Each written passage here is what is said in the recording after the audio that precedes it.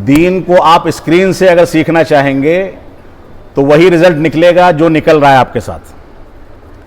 آپ جس علاقے میں رہتے ہیں، جہاں نماز پڑھتے ہیں، جہاں آپ کا مکان ہے، گھر ہے، کیا وہاں پر علماء موجود نہیں ہیں؟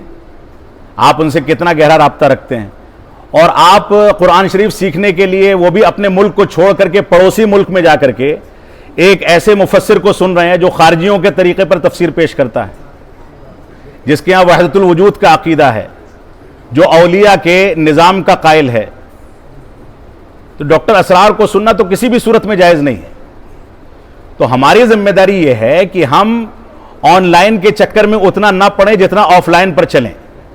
آن لائن آف لائن کے دروس میں مزید علمی اضافے کا ذریعہ ہو سکتا ہے، لیکن اصل علم جو ہے وہ آف لائن ہی ہے. آپ جس علاقے میں رہتے ہیں وہاں کے کسی بھی اچھے عالم کو جو قرآن و سنت اور منہج سلف کے مطابق زندگی گزارتا ہے، شعور رکھتا ہے، اس کو پکڑ لیجئے، کوئی کتاب خریدیے، اس سے پڑھیے، اس سے سوالات کیجئے، جوابات مانگیے، ڈائری لیجئے، اس کے اندر نوٹ کیجئے. اس طرح سے آپ ایک سال میں اچھا ذخیرہ تیار کر لیں گے.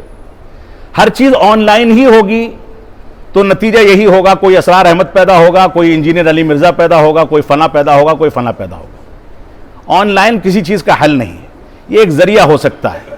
اصل یہ ہے کہ آپ علماء سے ڈائریکٹلی علم حاصل کرنے کے بندوبست کیجئے، اسی میں آپ کے لیے خیر ہے.